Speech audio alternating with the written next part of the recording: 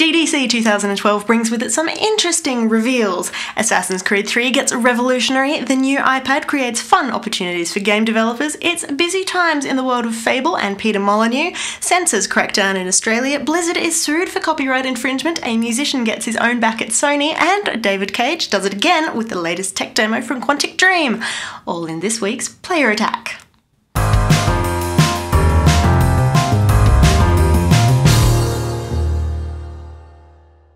Hi, I'm Jessica Citizen. GDC 2012 has been and gone, and the dust is only now starting to settle. This year's convention wasn't a big one in terms of announcements, but what did emerge was rather special. First off, as predicted, SimCity is back, headed directly to PC in 2013.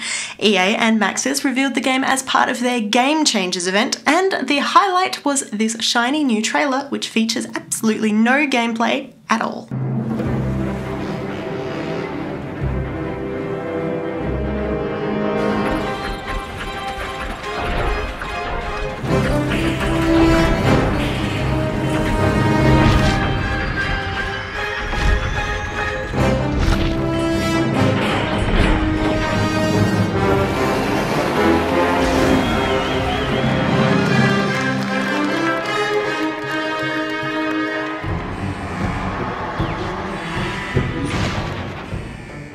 SimCity doesn't get a new number this time around, but it does get an all-new back-end thanks to the innovative Glassbox engine, which promises the most sophisticated simulation we've ever seen. It's not due out until next year, but pre-orders are available right now via Origin. Also shown off last week, Assassin's Creed 3, which takes an all-new hero to an all-new historic era, seeing Connor taking gamers through the American Revolution. New maps span from colonial towns to the chaotic battlefields, combined with some of the most stylized and fluid combat experiences Ubisoft has created to date. Assassin's Creed 3 is due out on October 31st for Xbox 360, PS3 and PC, and believe it or not, there's a version for Wii U in the works as well. While gamers were fixated on San Francisco, there was another major tech event held just down the road, with Apple revealing its new iPad. The numbering system has been dropped, but the hardware has been boosted with a quad-core processor and an all-new HD Retina display. Predictably, it didn't take too long for gamers to jump on that particular bandwagon, with both Firemint and Chair Entertainment rapidly letting us know all about the latest projects they've got in the works. First off, a sequel to Flight Control, which takes the franchise into outer space. The game itself uses the same mechanics that we all became addicted to in Flight Control, with an all-new interstellar setting.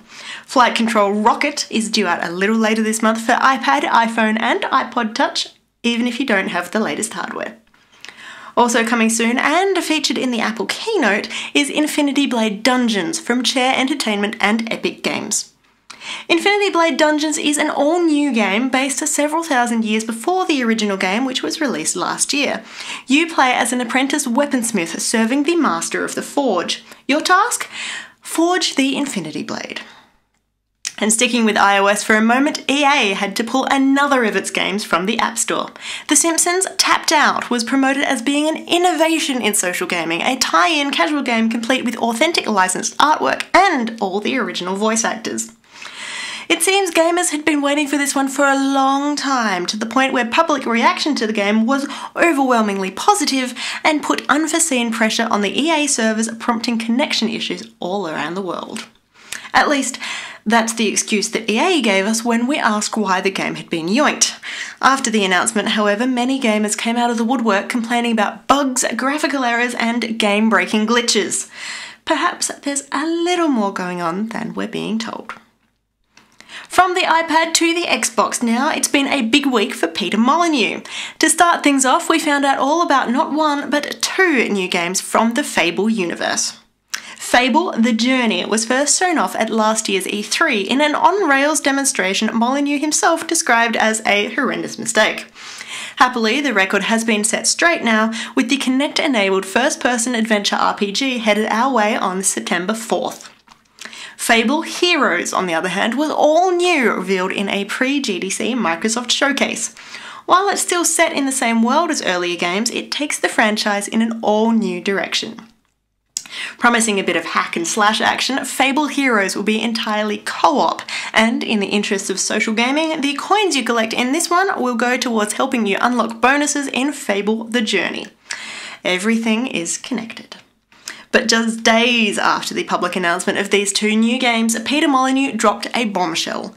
The developer revealed that he was leaving Fable creator Lionhead Studios, a company he co-founded back in '97, and he would be returning to the wilderness known as indie development. Molyneux confirmed he would continue working with Fable The Journey as a consultant, but his new role will be at startup 22 Cans, where he will reunite with longtime Lionhead colleague Tim Rance. His departure has led to a reshuffle at Lionhead, with co-founder Mark Webley stepping up to take on the head honcho responsibilities, and an arguably bigger gap was left at Microsoft Studios Europe, where Molyneux had been creative head. After days of speculation, those shoes have now also been filled by former Sony exec Phil Harrison. In political and legal news, there's a few tasty tidbits. Mortal Kombat has been refused classification in Australia again, with local publisher Warner Brothers believing that the smaller screen of the PlayStation Vita greatly reduced the impact of the violence. Fortunately, it seems the Australian Classification Board didn't agree, slapping Mortal Kombat 9 Game of the Year edition with the same decision as the console version received just over 12 months ago, both originally and on appeal. Blizzard has been taken to court by a former employee who claims that she created the popular Baby Murloc character while working as a GM for World of Warcraft. Amanda Lewis is suing the company for copyright infringement and voice misappropriation, claiming the character is now an unofficial mascot for Blizzard's super popular MMO. A recent PlayStation Vita advertising campaign, Never Stop Playing, featured a soundtrack provided by German band Atari Teenage Riot. The political band copped a fair bit of flack over selling out and allowing the song Black Flags to be used by a multinational corporation. But it seems that Alec Empire and his colleagues have gotten the last laugh, announcing that all of the proceeds from the campaign will be donated to a website supporting hacktivist group Anonymous. If you want a copy of the song, it's available for free via the band's website. And finally this week, the tech demo that was the talk of the bay at GDC. David Cage and Quantic Dream shared a little something they had prepared earlier, a demo running in real time on a PlayStation 3. This is Kara.